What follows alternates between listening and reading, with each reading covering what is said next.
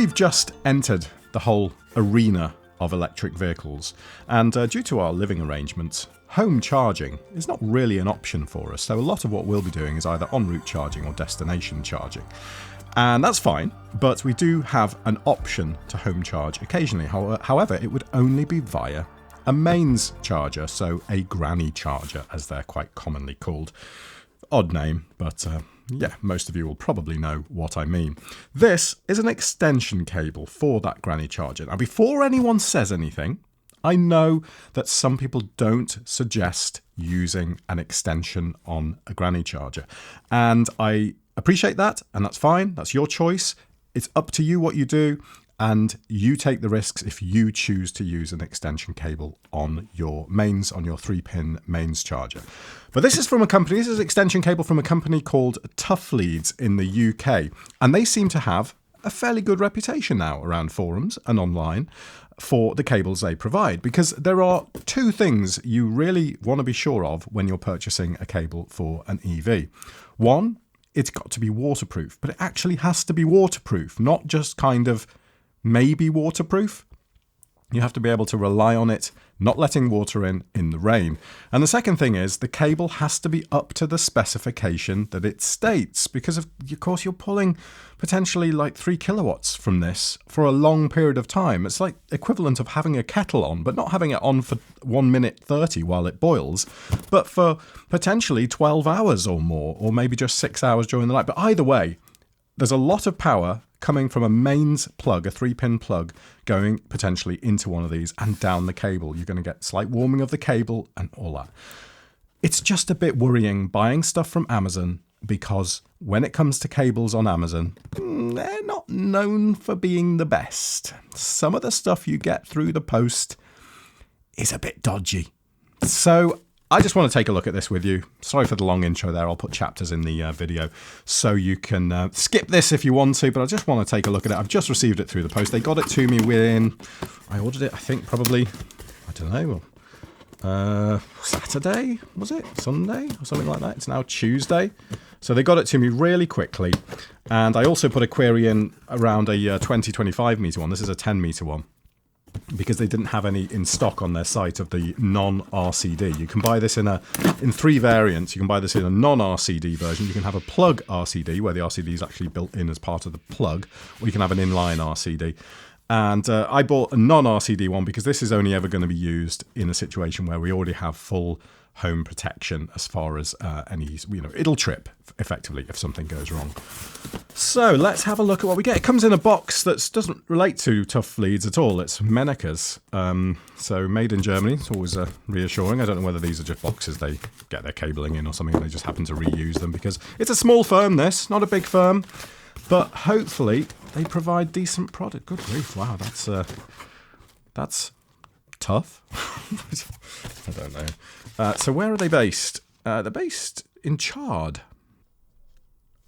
All right, so here's our 10 meter cable, and this is the waterproof box at the end. It's quite big, this, but I think it has to be quite big, because some of the plugs you get with the charging cables are quite chunky and quite large, so this has to be able to house a really good sized plug, and that's one of the key things that I think people complain about with other cables, regardless of the cable type. It's just actually how waterproof this is, and secondly, it doesn't fit their particular plug.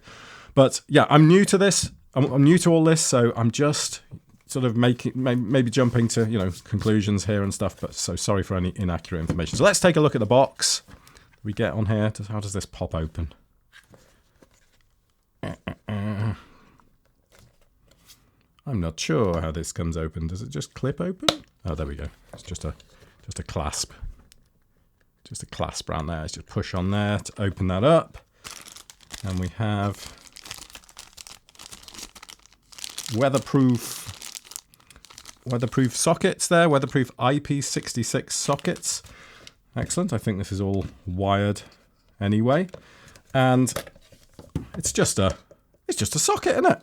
It's just a socket built inside a waterproof housing with a nice kind of rubber gasket all the way around here to seal it from the elements, and then you can't see that, can you?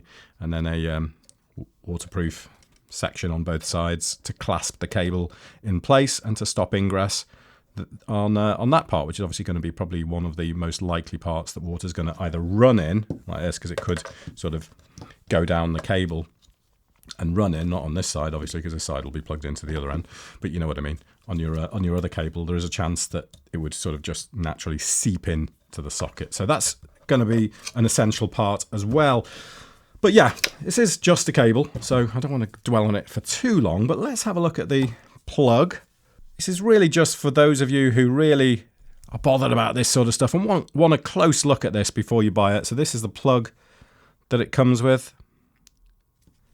Fused at obviously 13 amps. You couldn't do with anything less than 13 amp on this sort of thing. This cable has to be comfortable of carrying that. So probably 230 volts or 240 volts at probably 10 amps for extended periods of time. And then let's have a look at the spec of the cable. So I'm going to just see if I can show you the edge of the cable here. And it's upside down. It's made in France, which has Titan X 90 degrees C 3G 1.5. Nexans, yeah, that doesn't mean a great deal to me, I'll be honest. But it's a nice rubber cable, not the kind of stuff that you know, it feels like the sort of stuff that's going to last and be really, really tough as well. So just assume the idea is purely that you plug that in there, close that up, make sure that's sealed in the end, push it down until it clicks like that, and there we go. We've got a nice waterproof housing that you can use together with your mains charger, which is of course waterproof. So you have your mains, you have your 3-pin charger coming out of here, then you have the charger sat on the ground potentially, and then you have the plug going into your car for an overnight mains charging session. And if you're sensible, you'll be doing that at a reduced rate as well. Hopefully you'll be on a tariff where maybe you get 6 hours low price electricity during the night.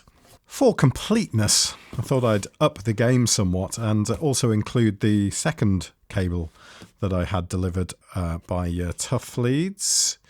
Right, so I can hardly fit this one in the shot, but hopefully you'll get the idea. So here we are. This is the 25 meter extension cable. That's heavy.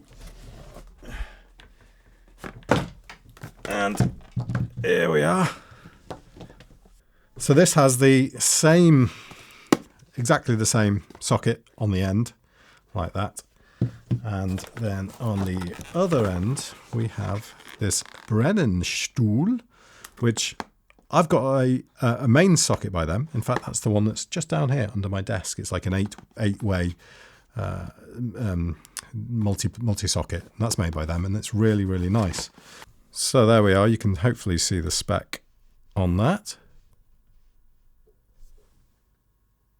And I think one of the main advantages of this, if you use these, is you probably have to reset it each time. So it does limit the use with a timer, but you know, I'm sure you can get around that one way or another. So there we are, same cable. Everything else is the same, except there's 25 meters of this stuff. Bit more expensive, obviously, like this, because you're paying for more than double the amount of cable and you're paying for the RCD, but still a reasonable price. And if it's good quality cable, then I'm all for it. My son says to me that all I ever do is order wires through the mail. He's right. Thanks for watching. See you soon.